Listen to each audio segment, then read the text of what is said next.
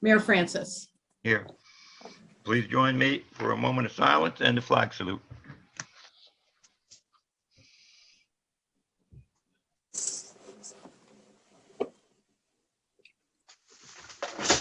Join me in the flag salute. I pledge allegiance to the flag of the United States of America, and to the republic for which it stands, one nation, under God, indivisible, with liberty and justice for all. Thank you. And tonight we do have proclamations. If my scouts are on, welcome.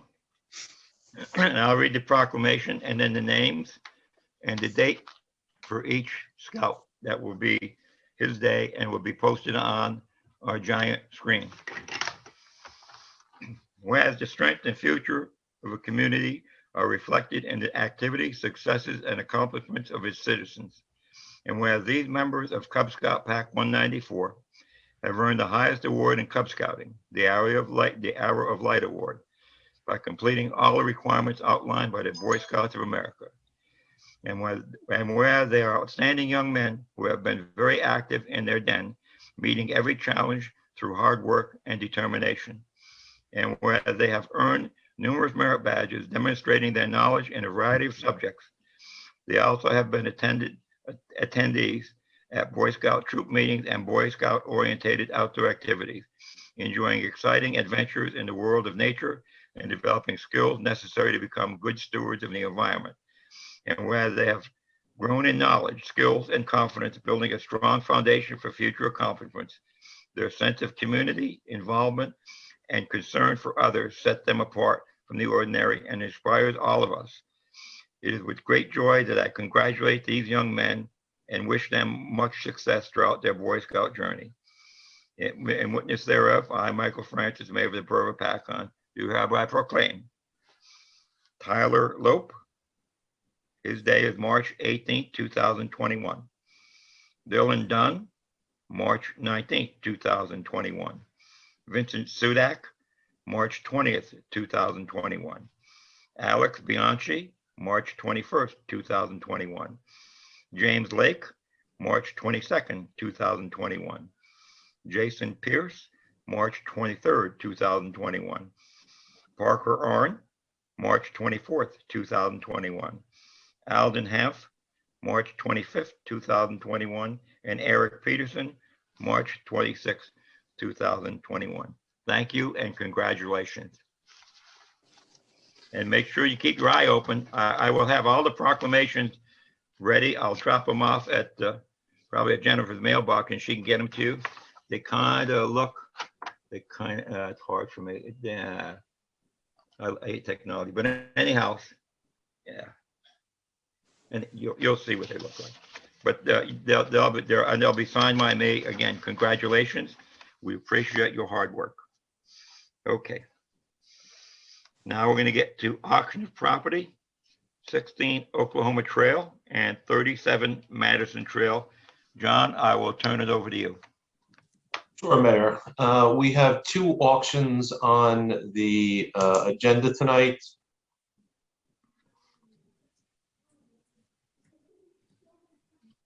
Because of the fact very carefully and very slowly so that we can recognize the bidders among the attendees. What's the volume? Hold on 1 second. I'm just adjusting my connection to make sure I don't lose my connection. So we have two auctions. We'll note for the record that both of these auctions are authorized by ordinance, and both of these sales are made subject to all of the terms and conditions set forth in the ordinances. So the first property we have to auction is 16 Oklahoma Trail, block 41001, lot 43. The minimum bid is $3,700, and the bidding is only open to adjoining property owners. Is anyone here tonight prepared to bid on 16 Oklahoma Trail, a minimum of $3,700? Ron, would you explain to people how to be recognized if they want to bid? Yes. Yes, please, if you can, go to your reactions button and you'll see a hand. Click that hand, and I know that you're here and you can raise to go into the bid process. I saw them log in earlier. I see one hand up. There we go. Why Here we has a go. hand up? Great. We got Okay. it. Here we go. Ron, can you unmute the bidder so we can get his name, please? He is there. Sly, can you say something? You got to turn your mic on, dude. Yeah, there we He's go. unmuted. There we go. There we Okay. go. So, sir, your bid is $3,700 for 16 Oklahoma Trail. Yes. And what's your name? Sylvester Pleva. Plewa. Okay. And I'm sorry, you're confirming that your bid is $3,700. Yes. Okay. Do we have anyone here tonight who wants to offer a higher bid than $3,700 for 16 Oklahoma Trail? Once again, if you want to be recognized and offer a higher bid, you need to press the raise your hand button on the action items. Ron, I don't see anyone else. I don't, Mr. Urson, I don't either. Okay. We're pausing just a moment because we have a lot of people on the screen. So it's going once, going twice. It'll be sold to the bidder. So Ron, I'm sorry, Mayor, I would recommend that the council consider a motion to accept the winning bid of $3,700 to sell 16 Oklahoma Trail pursuant to the terms of the ordinance. I'll make that motion. I'll second that motion. Call the roll, please. Mr. Hoppercamp, Yes. Ms. Johnson, Yes. Ms. Roberts, Yes. Mr. Schindler, Yes. Mr. Smith, Yes. Mr. Young. Yes. So, sir, can you hear me still? Yes, I can. Okay. So under normal circumstances, when someone wins a bid at a municipal auction, we require that the deposit amount and the other amount set forth in the ordinance be paid the night of the bid. Because of our virtual situation here and other restraints, what we're going to do is we are going to give you a time period to deliver the deposit and the other $450 that is required under the terms of the ordinance. You are required to deliver that to the municipal building by the close of business on Friday.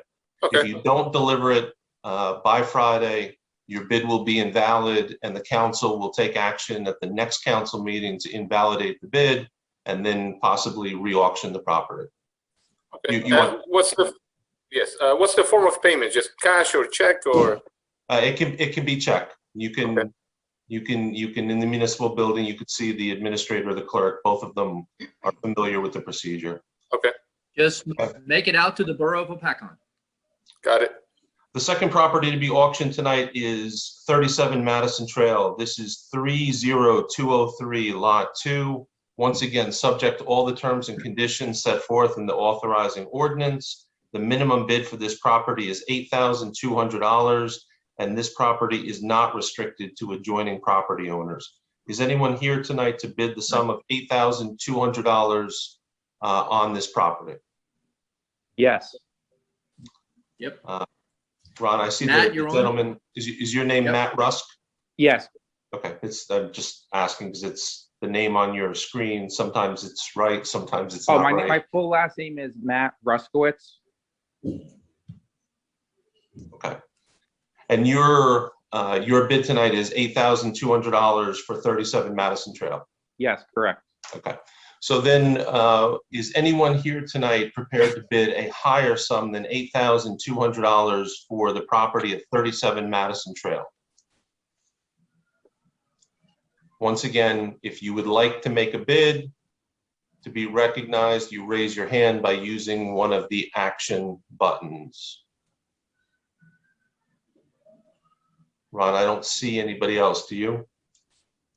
John, I don't either. Okay. Again, just going a little bit slowly, make sure everybody has a chance. Scanning one more time. I don't see any.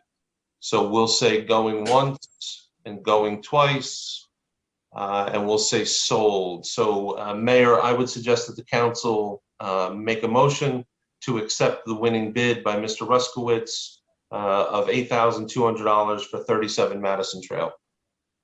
I'll make that motion again. I'll second it. Call the roll, please. Mr. Hoppercamp, Yes. Ms. Johnson, Yes. Ms. Roberts, Yes.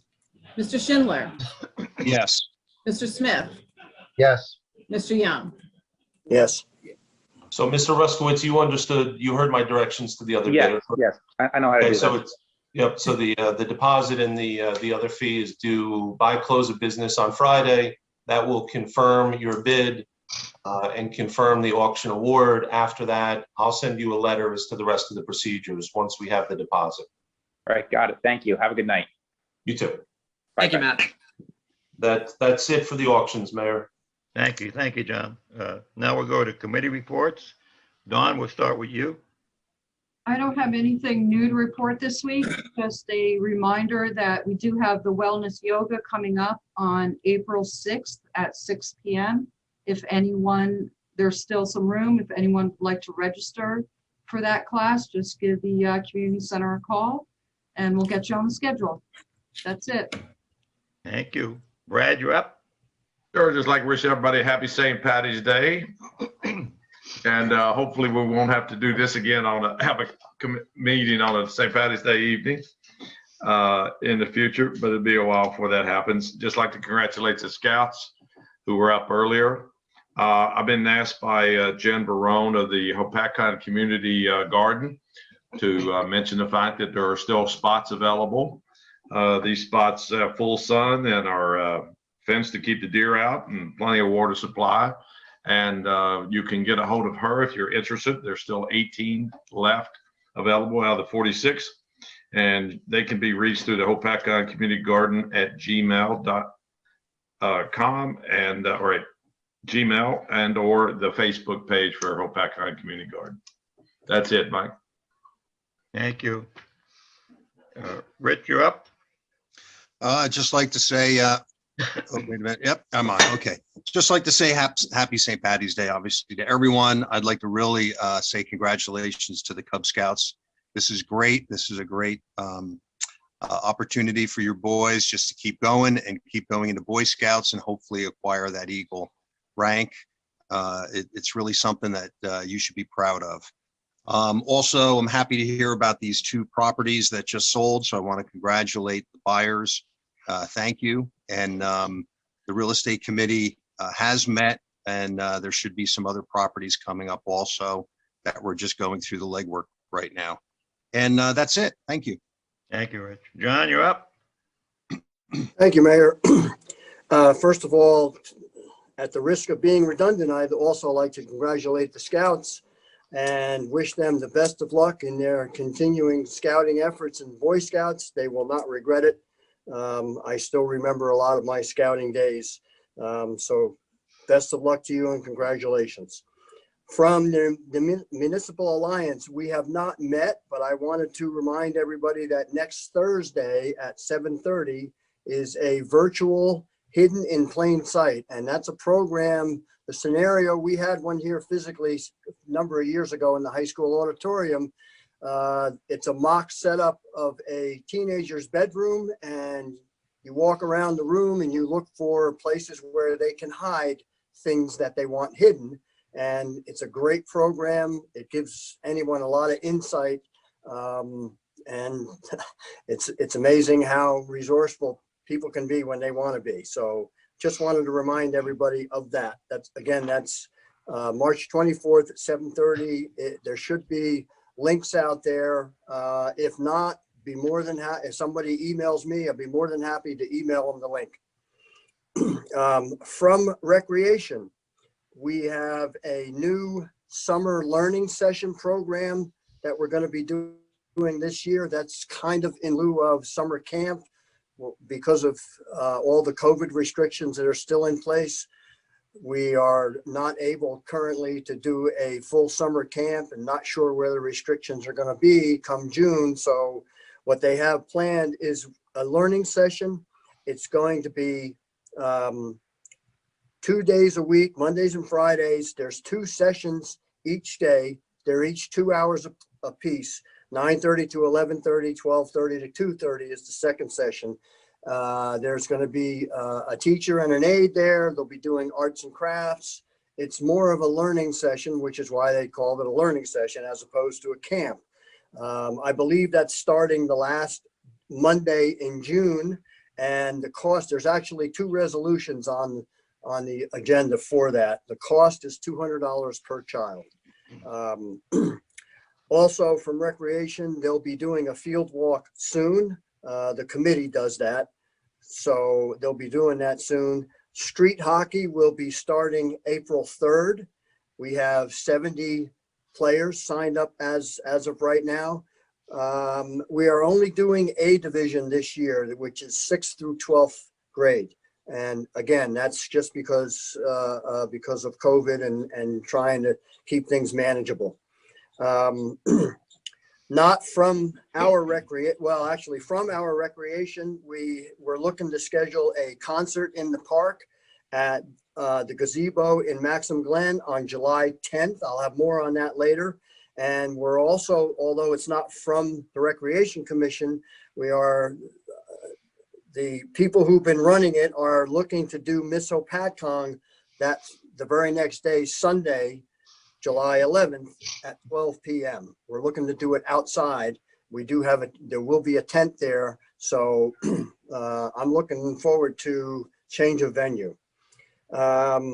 Also, again, not from our Recreation Commission, but I just wanted to let everyone know, unfortunately, the Hudson Farm charity hike has been canceled.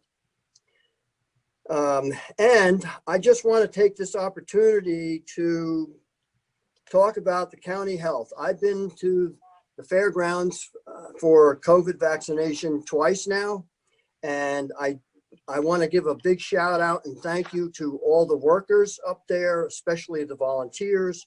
Everyone I dealt with was extremely helpful, knowledgeable, friendly, and a pleasure to work with.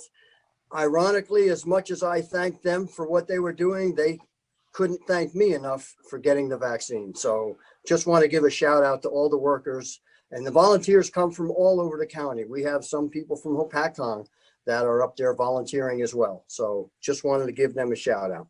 Thank you, Mayor. That's all. Thank you, John. Ryan, you're up. Good evening, everyone. Thank you for coming tonight. I'm going to start off by thanking the parents of Cub Scout Pack 194, who their Arrow of Light candidates were just recognized tonight. Everybody knows my connections to Boy Scouting, and I am so proud of the 2 packs that we have in town, and especially tonight, Pack 194. They really have a top-notch program over there, and it goes without saying that the parents have a lot to do with that. And I want to thank them so much for what they did. And I also want to congratulate the Arrow of Light recipients. They did a lot of work. It's not easy to get an Arrow of Light. That is the highest rank in Cub Scouting. And it takes a lot of work, a lot of time, a lot of resource to do that rank. And it's impressive that these young men were able to do that. And I do hope that they go on to Boy Scouts. That being said, I'm going to go down the list. The county COVID briefing this week is this Friday, 3/19 at 10 a.m. Our next job fair at the Chamber of Commerce is on March 26th. Events up at the Sussex County MUA or the paper shredding event on the 19th, and the e-waste event on the 27th. That's it for me this evening. Thank you very much. Have a wonderful evening. Happy St. Patrick's Day. Thank you. Jen, you're up.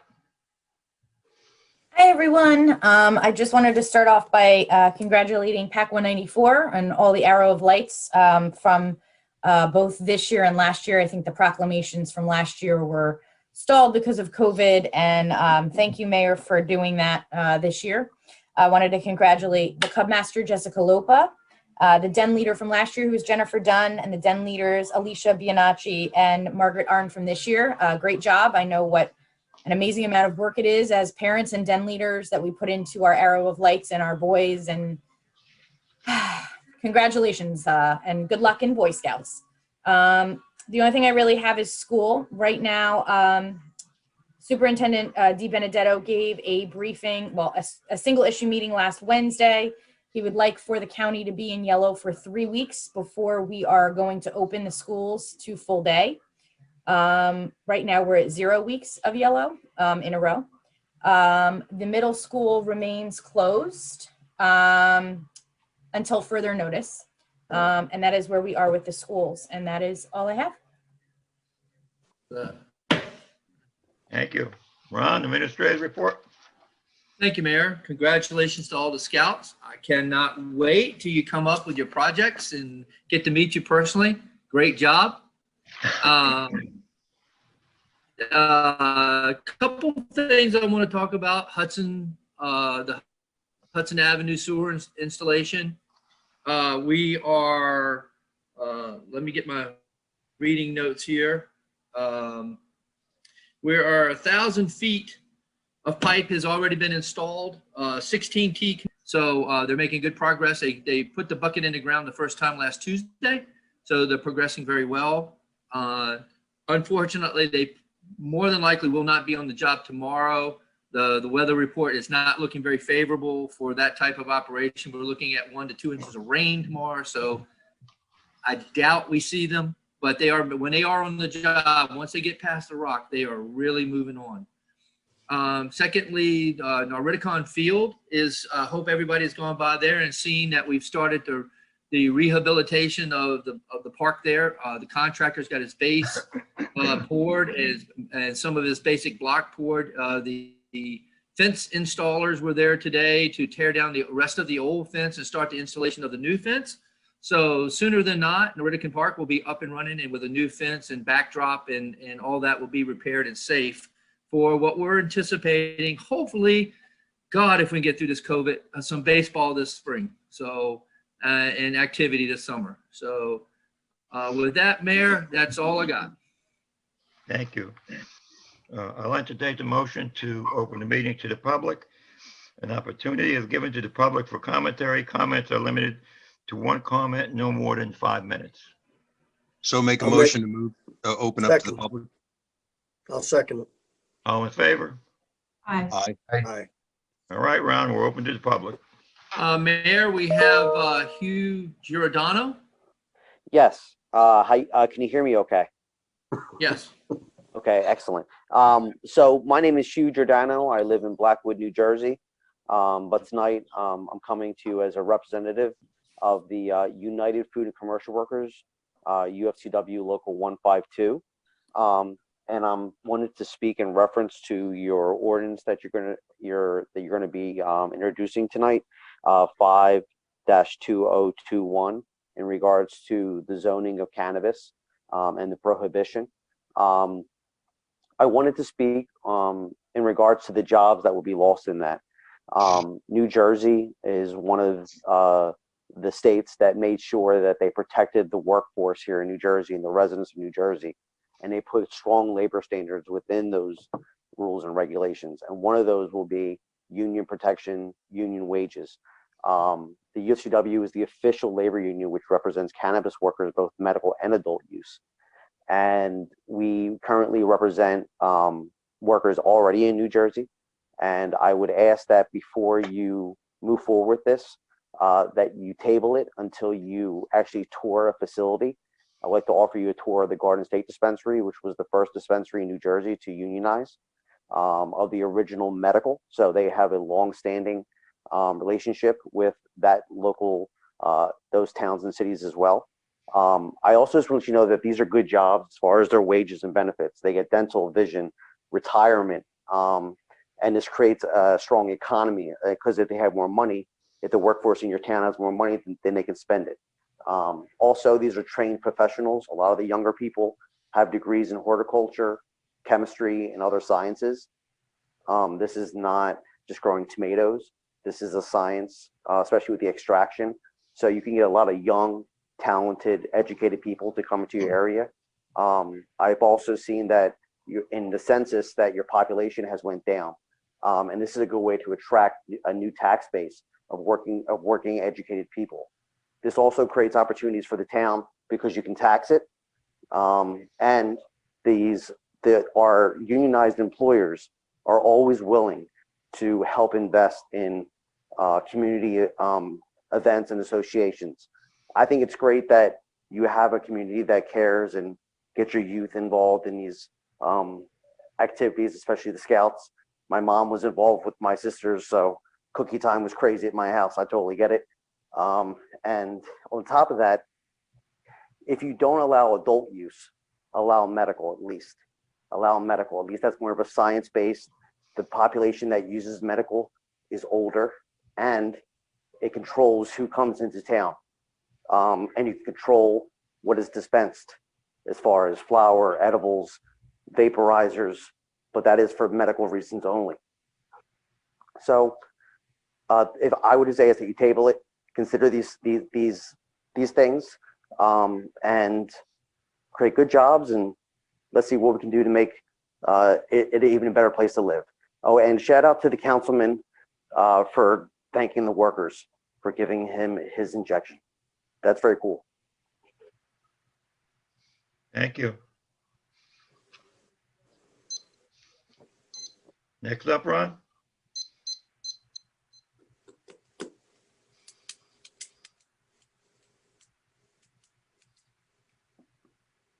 Ron, you're muted. Bunch. Here we go. I'm trying to unmute him. Hold on. I can't pronounce his name. It's one big acronym. Hold on. Hold on. There we go. Yeah, there you go. Hi, Mayor Francis, council members. My name is Sanjay Chaudhry. Sorry, I should have put a space in there. I think I messed up when entering my name. Like Mr. Giardinero, Hugh that just spoke, I also was in opposition to a ban on cannabis in Hopatcong and in every town in New Jersey. You know, the voters, it was put to a voter initiative in November, and voters resoundingly voted almost 2-to-1 in most towns, and I believe in Hopatcong as well. People want this in their towns. People want to access this.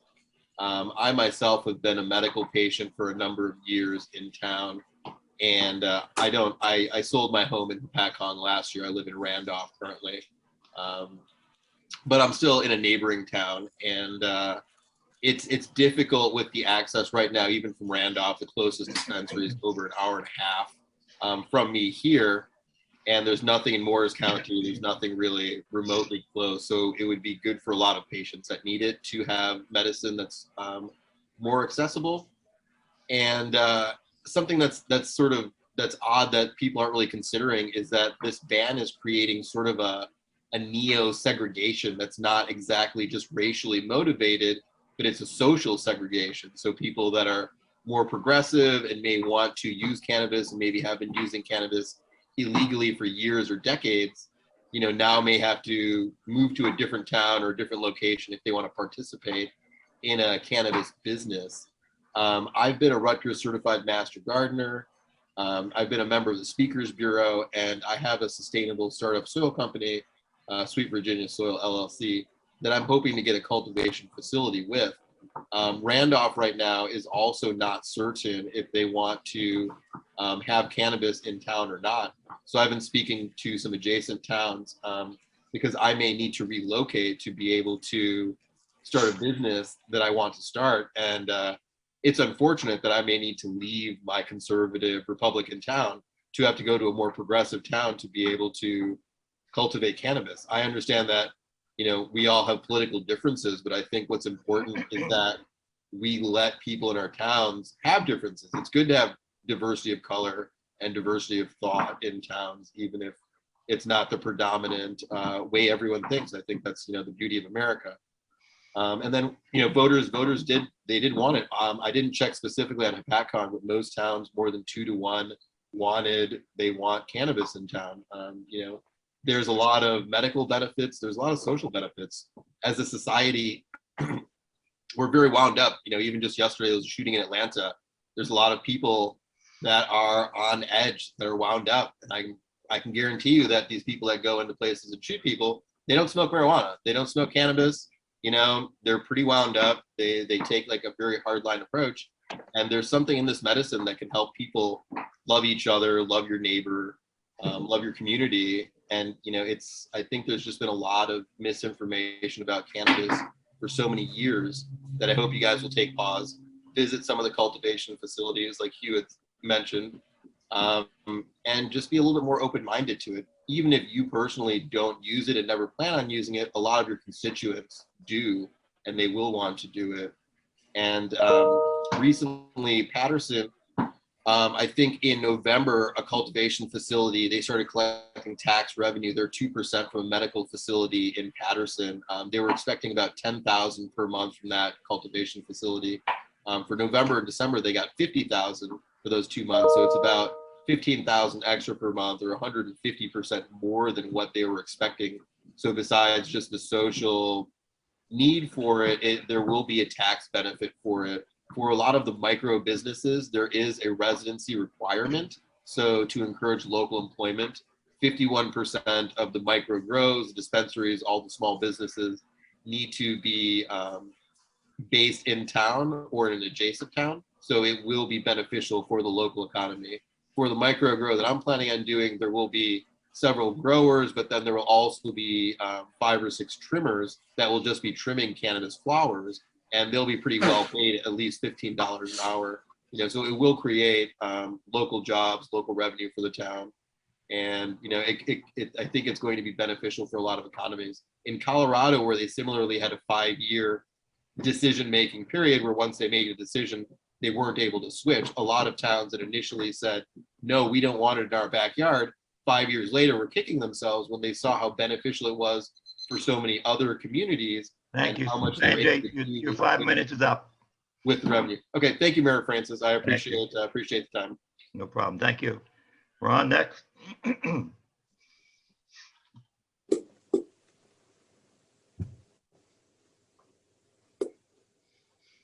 You're muted, Ron. H. Here we go. Hi, Heather Fiore, 313 Windsor Avenue. I have 2 different items. First is the legalization of marijuana. I particularly have never done it, nor do I want to, but I want to understand why we would ban it. To begin with, if somebody's going to do it and they choose to do it, they're going to go elsewhere and just bring it here. So what would be the benefit of not allowing it here and just sending them to somewhere else rather than having it here available, since it's going to be legal anyway? The only thing we can do is benefit from the tax dollars on it. There's no harm in doing it because people are going to get it from somewhere else and just bring it here. Excuse me, ma'am, could you state your name again? You were cut off in the beginning. Heather Fiore. Oh, Heather, okay. Thank you. Second thing is, I'm trying to understand the rationale behind the summer camp. 2 hours, 2 days a week isn't really beneficial to any parent. Myself being a parent of a 5-year-old, that's not really beneficial, but I don't understand why we can't have them in camp longer. I understand that there's COVID restrictions, but we're still able to do 4 hours a day of school, even 4 hours a day, 5 days a week. It's possible. You can go into a gym, you can go into a restaurant. There's ways that you can set it up. Has anybody given any thought to at least doing a half day?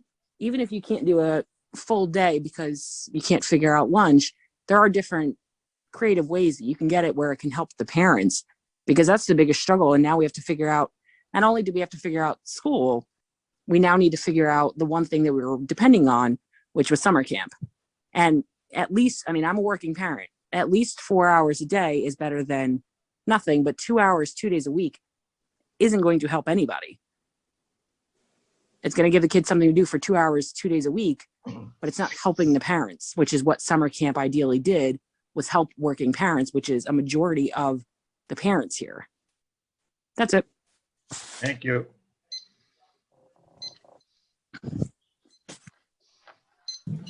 Okay, Fran, you're up. Hi, everybody. My name is Frances Filardi. How are you? About the cannabis, I am for it. I voted for it. I don't smoke it, never have, but it's like was mentioned before, they're going to bring it here anyway, so we might as well make money off of it. We might as well keep the revenue here. We might as well have it in one of these empty storefronts, and maybe that'll be the birth of other businesses coming, being attracted to Hopatcong. It could help everyone in the long run. I haven't heard one excuse yet as to why it shouldn't be in Hopatcong. The only comment I saw somewhere online was weed hurts the brain, but so does wood smoke. But that's another story for another day. But, I think we should keep it here. I think we should seriously consider it. It'll attract revenue. We could tax it. It's going to come regardless. I mean, it's here already. It's just don't table it. Don't get rid of it. Let it come. Let it do its thing. I mean, most of my comments are already covered in the other by comments by the other people. And I'm sure it's going to be regulated to a point where the kid just can't. If it's a concern with the kids, they're not just going to walk in and, can I get $5 worth? I mean, I don't think it's that. I haven't read the whole statute. It's going to be, I know it's going to be regulated just like alcohol is. And unless there's an excuse or a reason I don't see, I think we should have it. I think, I don't plan on leaving Hopatcong. I've been here 20 years. I like it here. I don't know what else. I'm for it. Just bring it. And I don't think it's going to be a problem. It's not going to be a problem where our cops can't handle. We have a good bunch of guys and girls working here. I'm sure they can keep things under control. I don't think it's going to be an issue or problem or anything else. And like Sunday, I'm sorry if I, Chandra, sorry, who lives in Randolph, he said he finds it difficult to find it and stuff. Make it accessible. We have people with medical conditions that need it. They're going to get it anyway. We might as well make the money off of it. That's just my 2 cents. I hope I make sense. And that's it. That's all I have. Thank you. Next up, Ron. Shit. We got Mayor Mode. Hi. I just wanted to send congratulations to the Scouts, and I wanted to thank Councilman Young for acknowledging all of us that volunteer at the Sussex County Fairgrounds. And it's an example of what we can accomplish when we all work together. That's the end of my comment. Thank you. Thank you, Mayor. All right. Let's see here. Next up, Ron.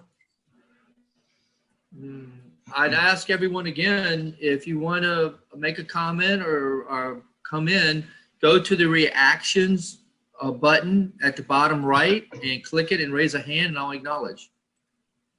Okay, here we go. Steve McCallum. Steve McMahon. Oh, McMahon. Oh, there you go. All right. 9 Holiday Drive. Come June, I will be a 33-year resident of Hopatcong. I love this town. I would never do anything to hurt this town. I'm always been in for the best interests. As many of you know, I have been active in the Hopatcong Hawks Soccer Club for, at this point, close to 20 years. My opinion about this measure regarding marijuana is that the voters have voted to legalize it. And it's just like a liquor store in my mind. We should treat it, license it, and tax it to get revenue for the town. And I hope you consider, tabling this motion. I think it's in the best interest of the town and the public, because the public has spoken through the polls already. Thank you, Council.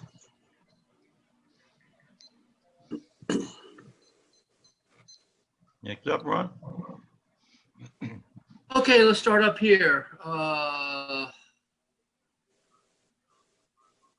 Dave Philman, you're up.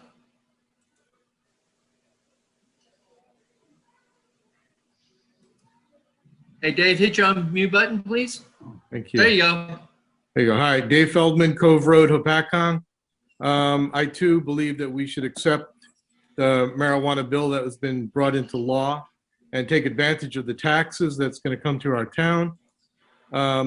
Medically, it certainly helps a lot of people, and there is absolutely no reason that we should stop this. So please don't, and let's move along with the marijuana companies coming into town, providing jobs and providing businesses. Thank you.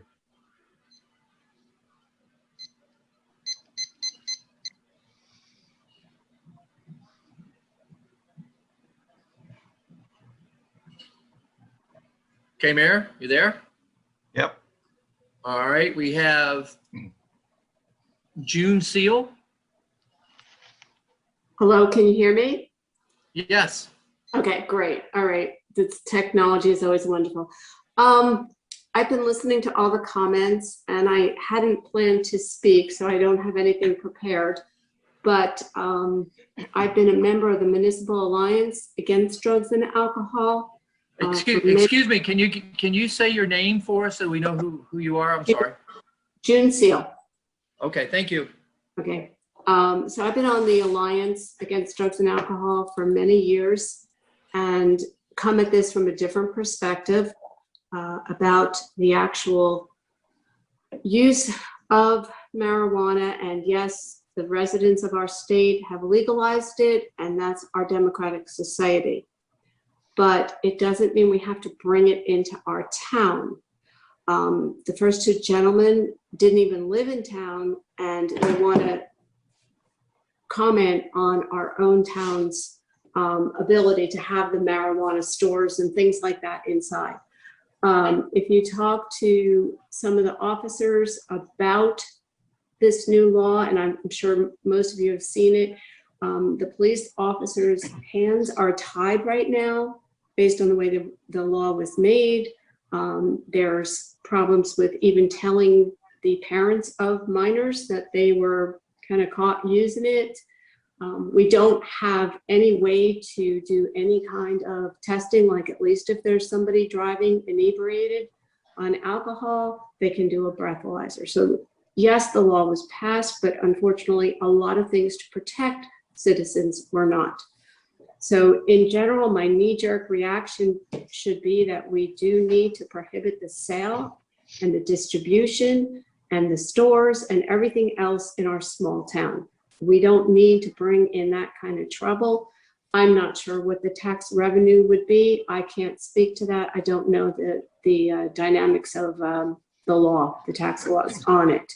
And as far as the medical marijuana, I can't get onto the agenda, but I thought there were two separate ordinances, and that this would just be prohibiting the sale, distribution, growing, that type of thing. And then the second one was that you wouldn't prohibit the medical marijuana, because we all realize that there are people with real medical conditions that benefit. So that's kind of where I'm at, seeing the damage that various, drugs and alcohol and gateways and things like that. That's my perspective. I think we need to restrict it in Hopatcong. So thank you. Thank you, June. Next up, Ron. The name on the screen is Sam Morris. You're up. Hey, good evening. My name's Sam Morris. I'm the mayor of Mine Hill. My address is 10 Baker Street, Mine Hill. I've just been going to different Zoom meetings, different councils, and just we're trying to get some feedback of what folks are, what other towns are doing and what they're thinking. You guys introducing tonight, I was curious if you were debating or had thought about holding off until the modification, as June had mentioned, they're talking about maybe modifying the notification on the minors. My experience with Trenton is they never give something back unless they get something for it. So I'm wondering if they're going to alter the bill in another way. And I was wondering if you guys had thought about that, because we're thinking about holding off until like the dust settles a little bit. I know we have 180 days, and I just didn't know if you guys had debated that and was curious your thoughts on it. The other thing was I heard some of the comments about financial impact. Oh, we're going to get these taxes and we're going to get all this money. Have you guys done any study on that? We haven't. And I mean, we've done some cursory looks at what we would possibly get, but it's not overwhelming revenue. We're a small town, so it's, wouldn't be anyway, maybe in a Randolph or a Hopatcong or a Morristown or a Parsippany or something would see bigger numbers. But was just wondering if you guys had done a financial impact, and if you also had maybe considered waiting for the dust to settle, because I'm just trying to get a pulse of what other towns are doing. And I appreciate the chance to speak. Thank you. Next up, Ron.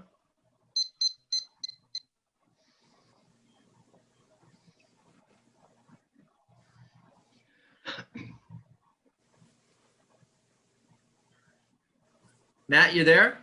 Yes, I am. Okay, you're up. Hi, my name is Matt Oliva. I'm a resident in this town. I'm also a business owner in this town. To speak to the marijuana part of it, for the revenue, it would definitely be a help for the town. To the mayor that just spoke, doing research, working with other businesses, especially nationally, that process marijuana, that start these businesses, to the gentleman that spoke earlier, that have growers, people that are clipping the marijuana as well. It will create a lot of jobs. If we have alcohol in this town, I don't see much of a difference. Kids can get alcohol, kids can get marijuana. To me, it's pretty much the same. I think we'd be hurting ourselves if we don't lean into it and find a safe way to distribute it. I understand for the safety of children. I grew up in the DARE program. For me, it didn't do much. I saw more of the negativity of the war on drugs, and I saw a lot of people that I know and their lives got ruined for getting arrested, for experimenting with something no much more different than alcohol, but just getting caught for it. I think it's great that these days people have spoken and have voted differently to work for it and find a better way to do it, the same way as alcohol. So if, in my opinion, again, as a business owner and a person that's worked with other businesses, ones locally that are looking to adapt and find towns to grow into and hire and bring people on, there's plenty of money in it. There's plenty of benefit. Doing it safely, I agree. That's my 2 cents. Thank you very much. Thank you. Okay, we have one more here. I think this was the one that's been on before, but let me put them on real quick. And hi, you're on. Hi, sorry, thank you for an additional minute. I just wanted to say one thing that I didn't say before, that I don't know if the council members and the mayors that have spoken here know, but if in the town, if you guys, let's say you were to ban cannabis, marijuana in town, the delivery people will still be able to deliver into your town.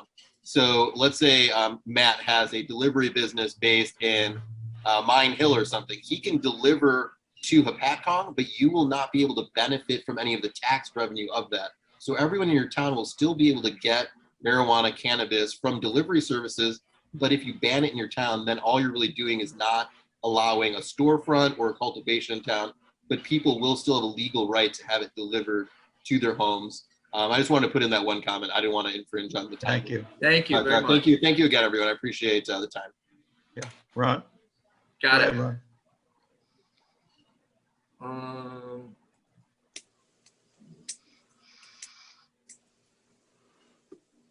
Mayor, I'm strolling. I don't see any other hands. Okay. Give it a minute if you want. That's up to you, Mayor. I don't see anybody. Entertain the motion and bring it back. I'll make I'll make that motion. I'll second it. All in favor? Aye. Aye. Aye. Well, as promised, I will try to respond. First of all, if anybody listened to me last week, the reason for this is because we have a very short window to respond to this, negatively or positively. If we don't do anything now, when that window closes in August, we can't do anything for 5 years. This has to be the worst written piece of legislation in the history of New Jersey. That being said, this ordinance will give us a chance to catch our breath with this, if you will. Let's see how this is working. I can't get straight answers from Trenton to save my life. And if you think they're going to be timely in the legislative process, you're mistaken. And so if this goes south and doesn't work like everybody says it will, we're stuck for 5 years, and anything that happens cannot be undone. The reason we have this ordinance proposed is so that we can really do analysis. We can really look at, see what's going on. And I just don't think it's wise to be forced into a hasty compliance with legislation that was not well thought out. I understand the benefits. I support medical marijuana, but I can't get a straight answer from the state on whether we can separate the two. Because right now, medical marijuana facilities can sell recreational marijuana. So I don't know that you can separate them, and I can't get a straight answer. So unless we get straight answers, and this is for you too, Sam, we have to represent our town as the very best we can, and protect, and particularly protect our children. This legislation that was passed by Trenton has really disregarded our parents and our children totally. So that's not saying everything bad's going to happen, but if things go a little wacky, our police cannot even tell a parent that they've involved with their child, and if they do, it's a third-degree offense against the police officer.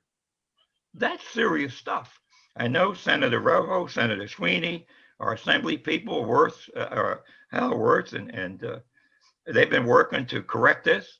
It's been across the aisle, but it's not done. And so I've never known Trenton to be timely, quite frankly. And so this is we can always change our ordinance. But the point I'm making is if we don't do anything, and this doesn't work right, this legislation gets even worse than it is, we can't do anything for 5 years. And even at that, everything else that happens is grandfathered, whether we like it or not. So it's not that we're anti anything. It's not like we're eliminating anything. I don't think we have enough knowledge about this legislation, which again was poorly written, to truly represent a decision for our town. I understand the economic, by the way, the 2% tax. I've asked other questions about other charges that we might make as municipalities, and there might not be any. So unless we know, everybody says that tax income, well, you know, the tax is 2%, do the math. And so, yeah, every little bit helps, but I'm not sure what the positive and negative criteria are here for us to make a decision as the governing body that's going to lock us up for 5 years. So Mayor, go ahead, John. Yeah, Mayor, I just wanted to pick up on your comment, and normally you ask me when there's legal matters to respond a bit. So I certainly am not influencing the council on how they vote on this ordinance. That's certainly the council's prerogative. But I think that in some of the comments that were made tonight, there was numerous mentions that the voters in the state had approved the referendum, and that somehow if the council took this action, it was inconsistent with that, or I think there was a small implication that it was somehow undemocratic. But I think everybody should focus on the fact, and the council should certainly be aware, that the legislature was the body that gave the council this decision to make.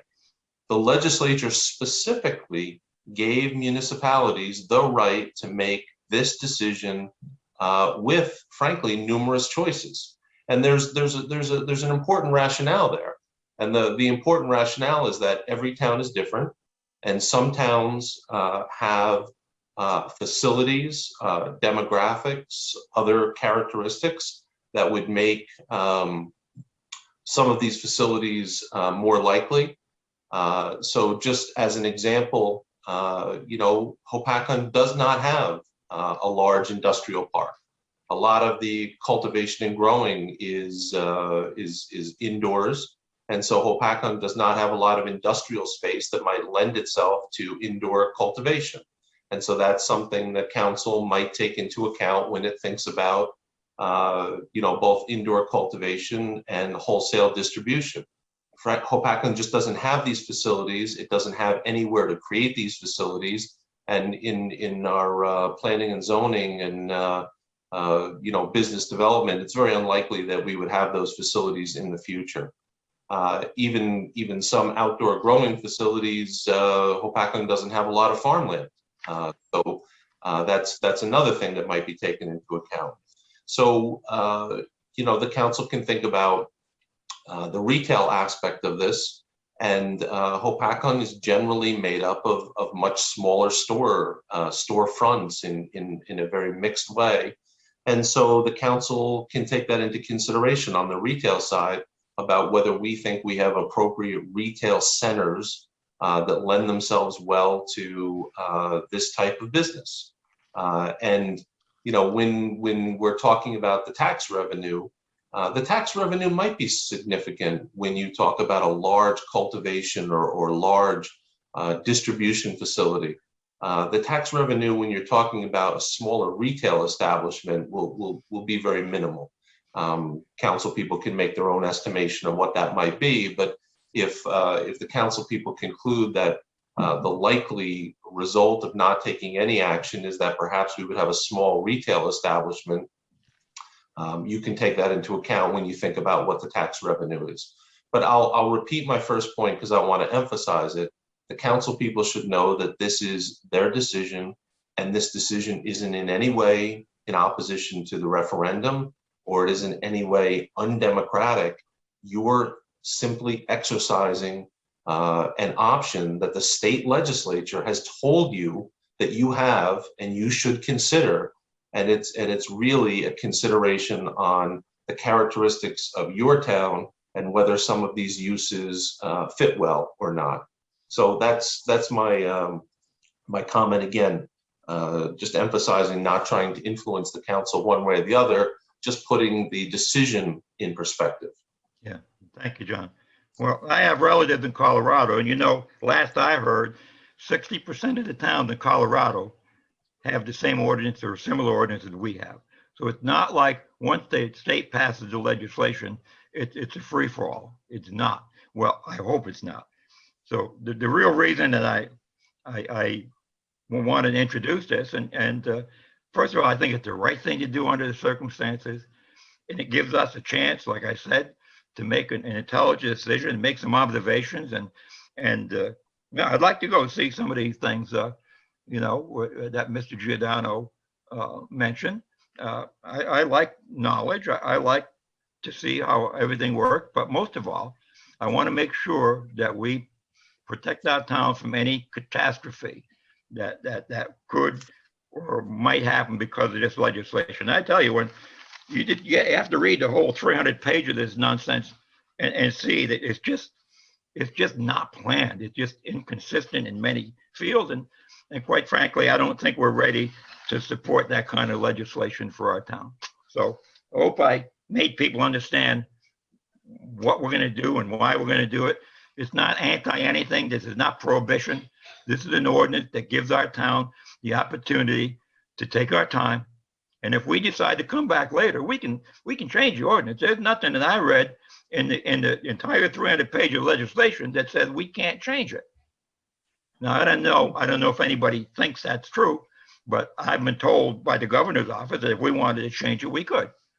And so that being said, I hope I help people understand what we're trying to do and what we're trying to accomplish here for our municipality.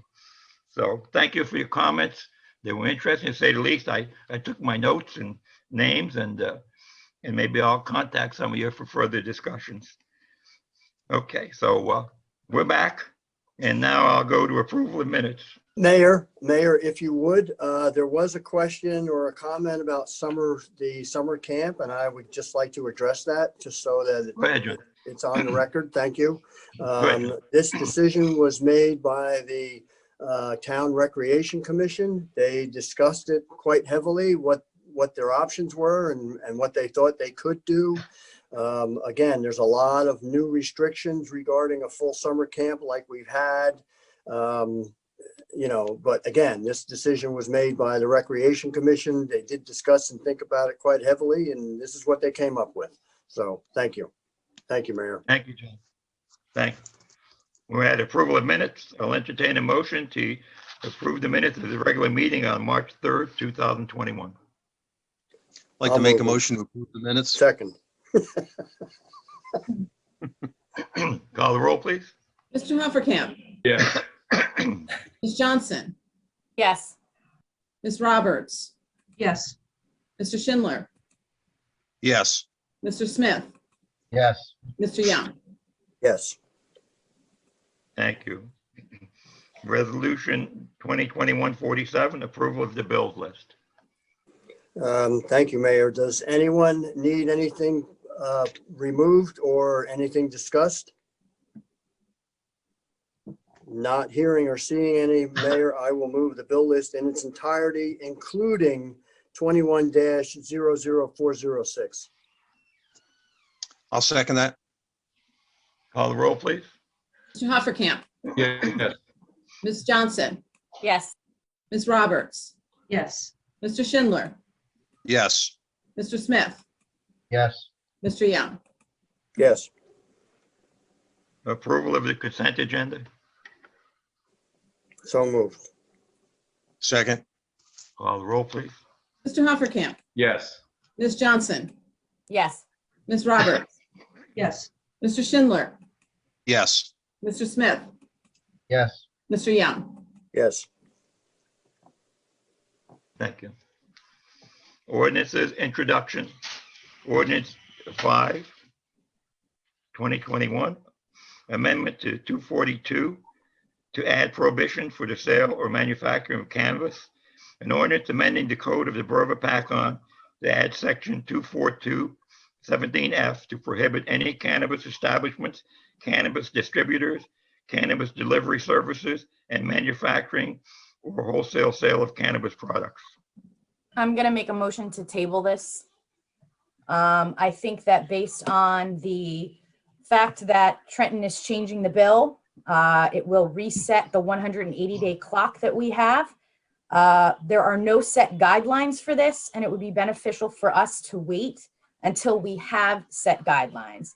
I also think that, Mayor, your suggestion of having town hall meetings or special meetings with the public to discuss this is a fantastic idea. And I think we have plenty of time to do this and introduce this and pass it. And I think we should really see how it plays out. We have until August. There's no rush to do this.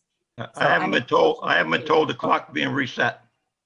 It's already being reset. So I say we table it until we get set guidelines. So I would like to speak up on this. Jen, I hear you loud and clear. One problem I see about that is that we really can't discuss it in public as a group. Putting this on as an ordinance, and I'm actually not for it, okay? I didn't vote for cannabis, and I'm actually not for this, but since this is just to get it on so we can discuss it. Once it's on, it can always be pushed and not come to a final vote. But at least we have something to seriously discuss here.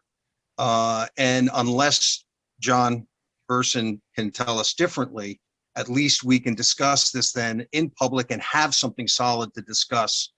Otherwise, it's going to be a lot of wishy-washy stuff going on here, and everyone's going to have different opinions. Right. I don't understand why we have to introduce an ordinance to put it up for final passage to discuss anything in public. I thought once we have an open meeting, we can discuss anything in public. If it's on an agenda, we can discuss it. The introduction not open to the public. Exactly. All right. Well, so I'm making a motion to table it then. So Councilwoman Johnson has made a motion to table. So someone could second that motion, which would push the table to a vote, or someone could make a motion to introduce. I'll make a motion to introduce. May I ask a question? Is this an appropriate time to ask a question? No, Um, go ahead, Dawn. Yeah, Mike, always. I just wanted to clarify, you talked about a 5-year window. So if I understand this is just an introduction, it's not anything set in stone, but you said we could always go back and change an ordinance. Are we held to the same 5-year window, or we can do that at any time? No, you can No, change yeah, so if you do nothing, and then listen, this is the rationale, and this makes sense.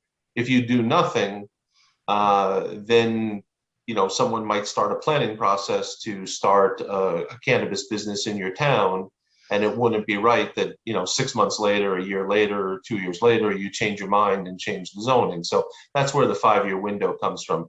You could always, if you pass this ordinance on introduction and second reading, you can always go back and amend it and allow certain portions of it. The 5-year window doesn't apply. But That's what I meant. why spend the time and money reversing an ordinance when we can wait a little while and see what guidelines we're provided with and how they change the bill before we pass an ordinance altogether? Doesn't it take more So, work and John- effort to do and undo than it would be to just wait? So, No, John- the part of the ordinance, the legislation they're changing is notifying the parents. Yeah. That's it. Okay, but we don't know that yet. I know that. I've been told that. So John Urson, let me ask you a quick question. With this ordinance that is being proposed, first reading, if we don't do it, if we table it, anyone could come in to our land use board right now and make an application to put up a dispensary. Is that true or not? That's partially true. The licensing process through the state has long lead times, but assuming that they had state licenses, then yeah, I think that's true. Can we check on that? Check on what? Well, you said you think it's true, but you don't know if it's true, right? Well, what I know is in the last round of licensing, I think there was 150 applicants, and I think there was 6 licenses granted in that round, 6 or 7. So there'll be more rounds of licensing opened, but it's not a fast process. So I think the answer to Rich's question is technically yes, somebody could come in, but I'm pointing out that the licensing is a longer lead time. Now that this is a new statute, I can't tell you exactly how long. In the past, it's been at least a medium long process. And without an ordinance, they could come in and go through land use and get their dispensary here without this ordinance. Is that what you're saying? Yeah, so right now it's not a prohibited use in the municipality. So if somebody had a license and the use otherwise was permitted, you could fall into one category or another. The answer would be yes. So they can apply within the 180-day window.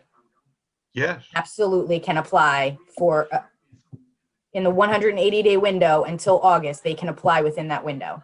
If somebody if somebody already had a license and they Already had a license. correct. Wow. The 180-day window is for us, not the applicant or not a business. That's for us to make a decision. If we miss that window, then we have to wait 5 years. We, the municipality. 5 years from August. I'm just saying, let's see how things shake out. That's what I'm saying. But John made the motion to introduce it, so. Yeah, so far you have competing motions. You have a motion to table and a motion to introduce. May I ask a question? John, and this is for John Urson, if we approve this introduction tonight, and then at the next meeting finalize this, and then they finally come out with guidelines or revisions to the legislation, do we have the ability immediately after that to revise our zoning code to allow dispensaries and tax them at the 2.5% maximum? Yes. Given that future ability, I will second John Young's motion. Oh, shit. John Urson, does it cost anything to undo an ordinance? I know we recently did one last summer. Did that cost the taxpayers anything to undo an ordinance? No, I mean, when you approve an ordinance, you have application costs, depending on the size of the ordinance, that's relatively minor, but that's the primary cost, I think. What's the primary cost? I'm sorry. Publication. Publication. Right. Okay. Hey, Ron, can I make a suggestion? Could you mute everyone except for the council? We had some comments that came across that I don't think are appropriate. Oh. I see a guy, Steve McCann. I don't think anybody's muted. Oh, yes. I haven't heard anything, Rich, but if I see it, I'll get it off. All right. Gotcha.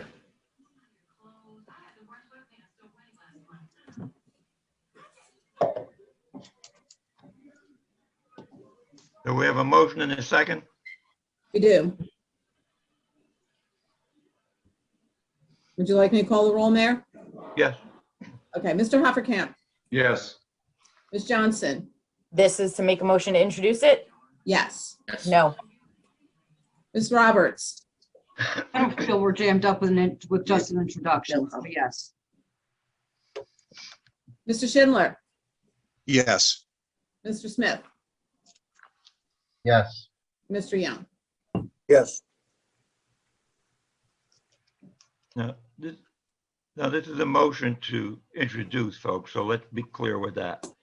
All right, ordinance 6, 2021, cap bank, calendar year 2020 ordinance to exceed the municipal budget appropriation limits and to establish a cap bank, NJSA 40A 445.14. So moved. Second. Call the roll. Mr. Hoppercamp, Yes. Ms. Johnson, Yes. Ms. Roberts, Yes. Mr. Schindler, Yes. Mr. Smith, Yes. Mr. Young.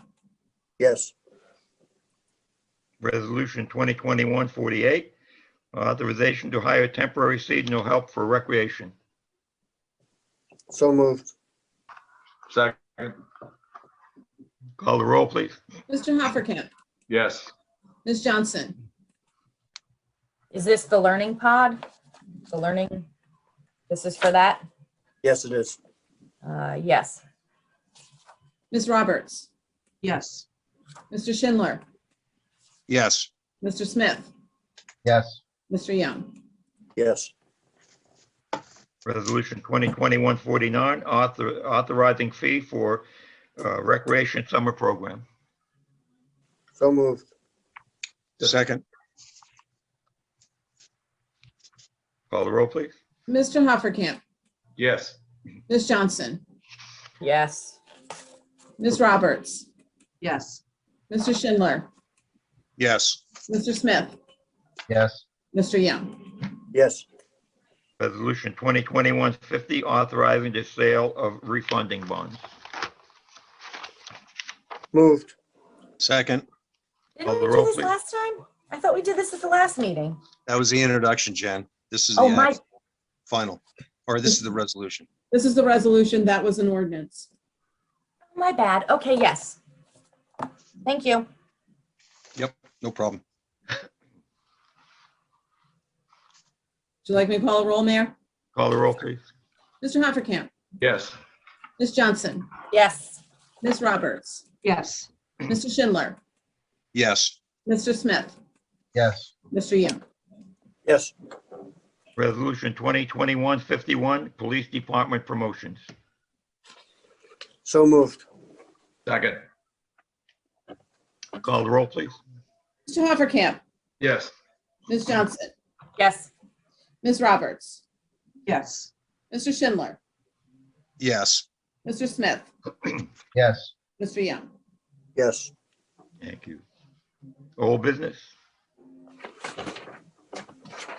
New business? I don't have much to say tonight. Congratulations to the Scouts. I love them dearly. They're very important for our community, and I hope they keep up what they're doing. The grant, we're working on the grant completion for the electric car chargers, which will be in our parking lot. That's almost done, I think. It'll be on the police department side of the building, I believe, somewhere over there. The sewer line on Hudson, coming along great. I've spoken to a lot of people. We will publish a one-page guideline, if you will, to explain, you know, the cost and the timeline and some of the processes. So I'll work with Ron and John Rushdie. We have a draft of it. I want to get that out to all the people that are involved with the sewer line. The aeration system on Crescent Cove, we'll probably turn that on next Monday. I see open water, so I don't think there's any more ice fishing going on. I try to be respectful to the ice fishermen, being one myself in a past life, but I don't think there's any more safe ice back there. So I'll call and make arrangements to turn that on. COVID, please be careful. We're doing good on numbers. I just got the report today that I have to send out to everybody. I think we're up over 1,200 so far with 14 deaths. None of that is good, but we're kind of holding our own, but we are coming up very, very slowly. So I encourage people to get their vaccine. Please keep being careful. We can't let our guard down on this. It's just dangerous stuff. So please be careful. And you know, I got my shots up at the county, and they're wonderful. What a nice operation. Well thought out, efficient. You know, wait a long time. You're in there, you're out of there.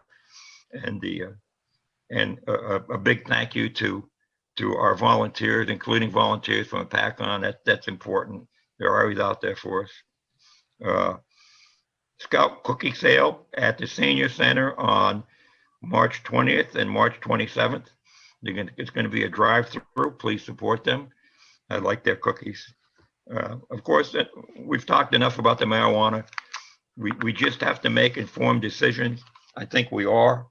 There's no easy decision, but I have to repeat again. If you think the folks in Trenton are doing a good job on this, you're wrong. They are pathetically inept on this legislation. I don't know how else to put it without using bad words again. But, you know, last week I explained some of the reasoning why we should be very careful with this. I've talked to people specifically in Colorado, Massachusetts. I made a couple phone calls to California. I didn't call back, but I really want to know what the pulse on this. What's the real story on this when you buy into this? And I hear good, I hear bad, I hear a lot of different things, but we just got to be damn careful with this. That's all I'm saying. And we have the flexibility to change this as quickly as we choose to. With that being said, I don't think we should be so quick to commit to something that could be a disaster for our town. And you know, Murphy's Law, that's so true, but just take our time. The window, I don't know if they're going to change the window or not. I didn't get a clear answer on that. The assumption they're going to change the window because they're going to alter the legislation I don't think is an accurate assumption. They're changing the part of the legislation about the police notifying the parents. There's a struggle going on politically to take out the part where if the police misspeak or if the police do a search they're not supposed to, it's a third-degree crime. We're trying to have that removed to give our police the flexibility to be police and to do it right. But this legislation, I'm telling you, is not in favor of our children. It's not in favor of our enforcement. You know, the search issues. If a policeman sees someone doing something with alcohol or marijuana, he can't search them or the premises to see or discover if there's anything else going on. It's a really bad piece of legislation, and I refuse to be a victim of it. So there's some important pieces that need to be fixed before we invite it into our town. And when that's clear, then we have another discussion. And you know, yeah, we can tax it. My question were, could we do other stuff? And and the state's not forthcoming with anything other than a 2% or 2.5% tax. And if, we don't have hundreds of acres of farmland, we got some storefronts. So what's a store going to make? If they make $100,000 a year, that's $2,000. And so it's not about that. It's about what's right for our community. How this is going to affect our community. If you start talking about the money, you forget about our children and our parents and our schools and our education and the rest of our town. That's just not the right thing to do. So that being said, I'll say good night and good luck. Hey, Mike. Hey, Mike, with that, the introduction that we did with the cannabis, when will we be able to talk and have a real discussion on this? I know we have a hearing coming up next meeting, but you obviously are feeling very strongly about it, which is fine, but we obviously need to hear from everyone. If the council wants to allow cannabis in our town, that's at the pleasure of the council. I just say that we can do it at any time. We're not under the gun to approve it, but we are under the gun. And I just simply have bad experiences with the accuracy that comes out of Trenton. I do. Well, I'd be nice. Rich was I talking agree about with you. just a discussion. Yeah, Mike, I agree with you with that statement, but the real issue at hand is the legality of it, having it, smoking it, whatever, snorting, whatever you do with it. I don't know. Yeah. That's We're not legal. talking about that. That's legal. No, exactly. We're talking about just the sale, the growing, and that handling of it. Yeah. And that's a very big thing, because even if we deny that in our town, trust me, it's still going to be in our town because of delivery or because of people buying it. Just like someone going buying alcohol in Newton or in Stanhope, they're going to bring it home and have their wine, have their beer, whatever. Hopefully they're not drinking and driving, obviously, and hopefully later on that no one's smoking and driving. So it's a real issue in my eyes that I'm looking at, and I'm struggling with this. I did not vote for it. I'm not happy about it, but I'm thinking about it as a business end of how our town can handle it. Because whether we approve this legislation or this ordinance or not, it's still going to be in the town, and we can't keep it out of our town. And that's the real concern that I have, is how do we keep it out of the town? But I think that horse has left the gate. So now how do we handle it to try to control it? And just telling to someone, well, you can't grow it or you can't sell it, I'm not sure if that is a good thing. So I'm looking forward to a really lively and healthy discussion with everyone and the public about this. That's all. So well, some of the uses of substances, such as alcohol, or in this case, marijuana, it can change some social structures. And I'm trying to be nice. And my observations in Colorado is, when you talk to the folks out there, it's not the results they expected. Simply not. Because, access to marijuana, and, every town has liquor stores. If we were the only town with liquor stores, and by the way, years ago, we were the only town that left our bars open till, I forget, 2 o'clock in the morning and whatnot. We had a reputation for that. And it wasn't always a good social result that people made a trip to Hopatcong to get boozed up. And so it's not much of a different model, if you will. So it's to pass the least resistance. And by the way, I'm a proponent of medical marijuana. The state won't let you separate them. Okay? That's a problem. That's a serious problem, because I think they do a disservice to the people that really need this powerful medication. And any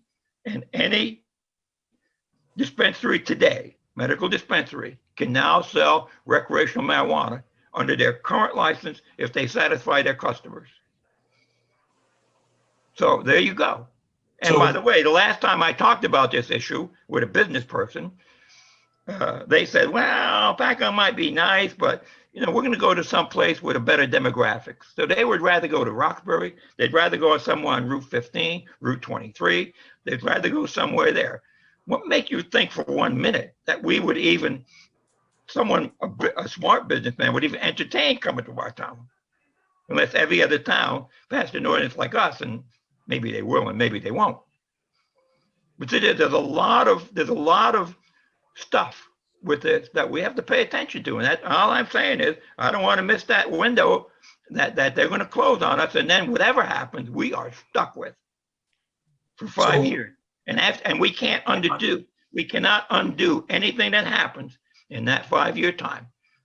So Hey, John? Yeah, Ron. Yeah, I thought you were ready to talk. I was going to ask a question to Mr. Schindler. You've introduced the ordinance, so barring anything else, it will be on for the next meeting and you'll have your public hearing. So I guess I was inquiring of Rich whether he was thinking of something additional to that. Here we are at the end of this meeting. If you're going to have, as Rich described it, the lively debate, we should broadcast when that's going to be. Yeah. So, if we can set up a Zoom meeting and advertise it if you want, but, I think everything that's going to be said is said. And so I'm actually waiting for a timetable from Trenton, and I don't have one. That's a little bit concerning to me. If it was this easy, if it was just straightforward, we should have an answer tomorrow. I should have had an answer this week. I should have had an answer last week. The Police Chiefs Association, the Sheriff's Association, anybody with a brain knows this legislation is terrible, absolutely terrible. It disregarded our children, disregarded our parents. And I know people voted for this. I understand that. But we're being naive if we think that everything is hunky-dory with this. It's not. No, you're right. It is not. But the one thing with this is that it does protect us for the time being. If this gets passed, no, I hear you, Mike. And that's the only good part about this personally. I think that we should probably pass this, but immediately after or before, whatever, however, we need to have a real lively debate because, it isn't just an easy open and shut case. Maybe I'll put a group of people together to try to take a long, hard look at this before we waste any time. So maybe I'll ask, I can't have more than 3 council members, but maybe I'll put together some people to really take a look at this and talk to other people and look at the 300 pages of this stupid legislation. It's worse than a puzzle. There's no chance or there's no opportunity to separate medical from recreational? No, what you're passing tonight has no impact on medical. I know that. I'm wondering with all of the back and forth you've had with the governor's office, Mike, was there ever any conversation about separating medical marijuana from recreational? Because medical as far as dispensaries, a dispensary today, by today's legislation, a dispensary is a dispensary. I think you should look into that because medical, retail, and growing can all be approved separately. But you can't, if they want to grow for retail, recreational, they can. You cannot separate medical from recreation today. You can separate medical, retail, and growing can all be approved separately. Nope. And you can't apply for the license until day 181. It's closed. And that is directly from a state senator saying that's medical, okay. Retail, and growing can all be approved separately, and the application for the license is off until day 181. Well, that senator didn't read the legislation. The legislation clearly says that if you sell medical, you can and will sell recreational. You can. We can't separate it. We can't say you can only have a medical dispensary. So Mike, this is what I would suggest. And to Jen's point, I think that Ron, you should get us all a copy of the 600-page legislation, and we should all look through it and at least be armed with what we think it is, and have a debate. Sounds good. Agreed. Mayor, I would like to say something. Go ahead.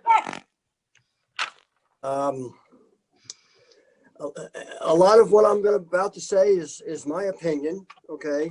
I've been civically involved in this town for 42 years. Most of that is with recreational and sports programs, most of that dealing with our youth. And I cannot tell you over the years how many youth lives have been ruined by drugs. And I'm not saying marijuana. I am saying by drugs. I can't tell you how many good children that I saw grow up and die of overdose. It is my opinion that alcohol and marijuana are the gateway drugs. We're not getting rid of alcohol because since the prohibition was lifted in the 30s, that's not going to happen. Alcohol's here to stay. But I also believe that marijuana is a gateway drug, and I don't believe I think we should act in the most responsible way and protect our children. That's my big concern. I know it's legal in the state and it can be used in our town, whether we ban its sale and growth or not, but I don't think we should make it any easier. That's my opinion. Thank you. Yeah, we just got to be careful of the collateral damage. That's all. And when we understand in great detail what we can and can't do, then we need to take an action. But for now, I'm just saying, oh, hold up here. Let's tap the brakes a little bit. That's all I'm saying. I'm not saying we should never do it. I'm not saying yes or no. That's, again, the pleasure of the council. But I'm saying we got to be damn careful when we make that decision. And maybe some of the folks that spoke tonight can help us understand that. You know, some of them are very knowledgeable people, have been involved in the business, and maybe they can help us with stuff. Or maybe they can make some recommendations to our legislature to make the changes in the legislature that will let us be selective. Because right now, we can't be. All right. So anyhow, well, we had a little bit of discussion anyhow, and that's always okay. So I'll entertain a motion to adjourn. I'll make it. Second. All in favor? Aye. Aye. Thank you all. Thanks again. Have a good night. Have a good night, guys. Good night all. Good night,